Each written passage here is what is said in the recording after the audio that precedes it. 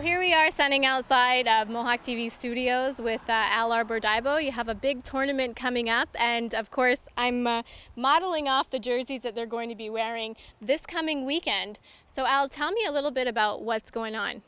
Well, we start Friday night. We'll have the opening ceremony at 6 p.m. and around 7 we'll be starting the first game. Second game will be at 8 o'clock involving us in Valleyfield.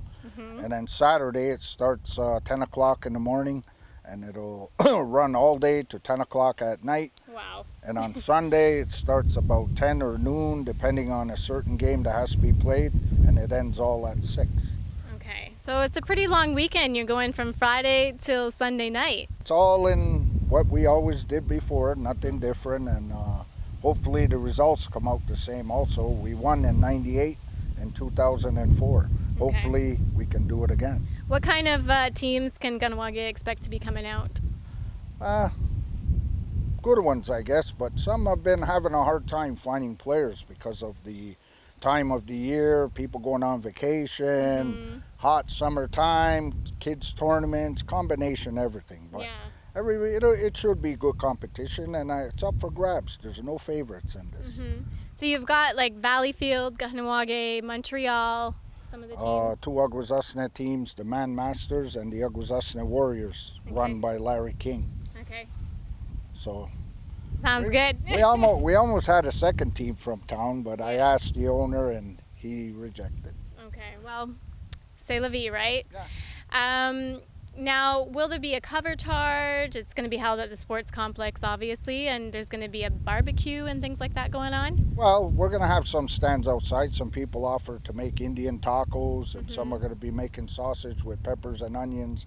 There'll be other things too, and also MIL was inquiring about coming to bring their sticks and, selling their merchandise. So it sounds good. And also, I forgot to say, on Saturday we'll have the women's playing at 4 o'clock. And on Sunday they'll be playing at 2:30. And Sunday it's going to be against the older women that played before. Like years ago that I coached, they're trying to get their team back together to play the younger ones in an exhibition. Okay, and tell me a little bit about the sanctioning of your event, and it's through the ILA. ILA. Okay. Yeah, I put a sanctioning into the CLA, but I turned it in November. And they said that it could only be seen in May to be authorized if they had authorized it. I found that too late to be told in May that I can have it in July. Right. I would have had a hard time getting teams, so I went the invitational way where I wouldn't need the sanctioning from the CLA, it would be from the ILA. But in the past, in 98 and 04, I have papers to prove that the CLA sanctioned my tournaments as nationals. Okay. So I have that. Okay, and so who's sanctioning it now? ILA, the Iroquois Lacrosse Association. Okay, great. So is there anything else you think is important to the community that we should know about? Just to come out, and we might have a surprise or two of players with our team. I don't want to let the cat out of the bag, but some people might know a past number 11 that used to play a long time ago, and he expressed some thoughts of maybe coming out and try it again. Okay. So it'll be nice to see if he does. All right. Well, thank you very much. That was a great interview. And you heard it here on Mohawk TV with one of the owners of the team for sure. You're going to want to come out this weekend coming up, July 19th. 20 and 21st. July 19th, 20th, and 21st. This Friday, here. Saturday, and Sunday. Yeah, at the Kahnawake Sports Complex. Don't miss out. It's going to be a really cool lacrosse No tournament. admission, free of charge. Come and watch. There you go. You have it here on Mohawk TV.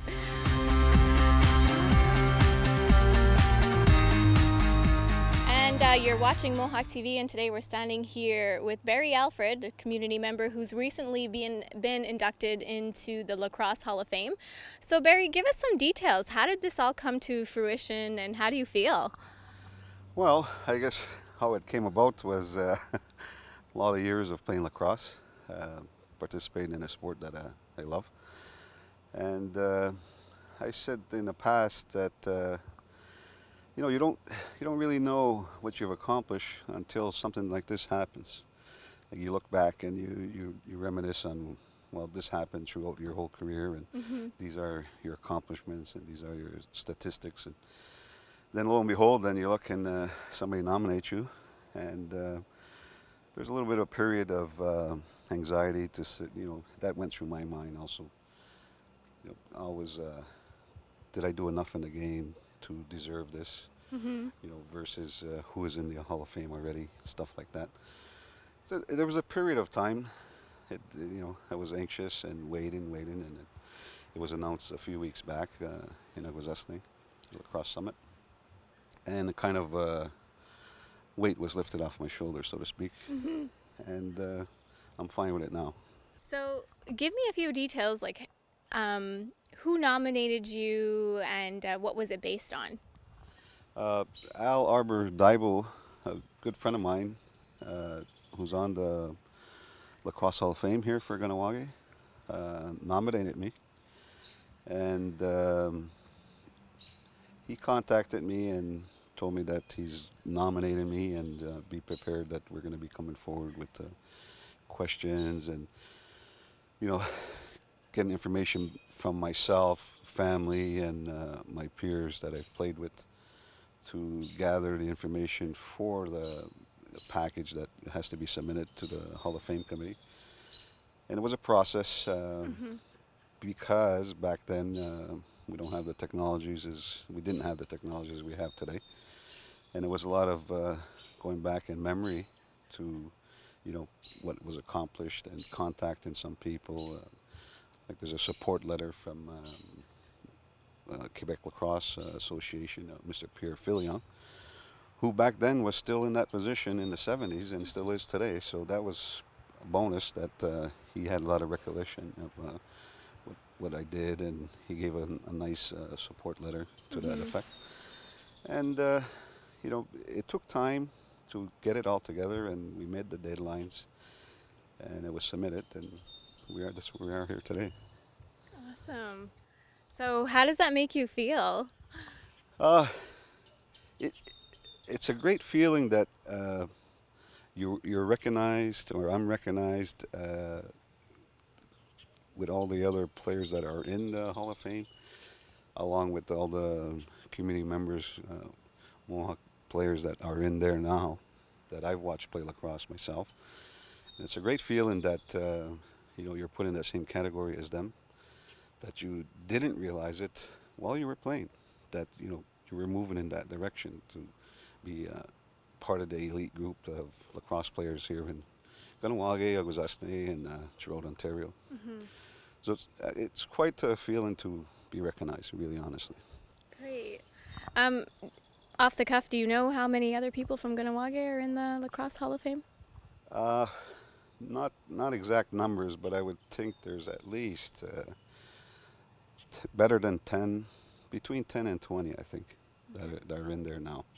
And that goes back to a lot of older players. Mm-hmm. You know, I guess the new generation is coming forward now. Well, I would imagine it's a great honor to be part of such a bunch of players that were, honored in that way too. Yes, it is. Part of what's been amazing is I've been getting emails and texts from people in the game, not just from friends, but people that I know for a long time in lacrosse, and from Ontario and from different communities, and congratulate me and saying welcome aboard, well deserved, and stuff like that. That was very gratifying to know that in the lacrosse community, which is really bigger than Ganawage, Mm-hmm. that people are aware of what's going on, and that was much appreciated from them. Okay. Anything else you feel is important to add? Just that for myself and for everybody that plays lacrosse, I'm just people ask me some questions like, what is what do you get the most gratifying, from playing the game and stuff like that. Right. And for me, uh, it was always about like bringing the community together for one common goal for one night, like a Saturday night or whatever, and everybody left their politics and their beliefs out at the door, and they came to root for the one team that was in Ganawage at the time. And that's one of the aspects that really always, drove me to say that the community is coming together for this sport. And the other thing is that I'm quite pleased over the years that I went into coaching, and today a lot of the players I've coached in the past are now coaching, and they are now with the minor sports and teaching the young kids growing up and that. So I find that quite gratifying that what I've passed on to them, it's being passed on down the road to the kids now. Mm-hmm. And I see them, they're young fathers and they're involved in lacrosse, and that really pleases me that they've given back to the game, which I think we all should do. Well, thank you for that and congratulations. It's a well-deserved nomination on behalf of Ganawage. Good luck with everything else in the future. Thank you very much. And you heard it here on Mohawk TV. I'm Regan Jacobs reporting.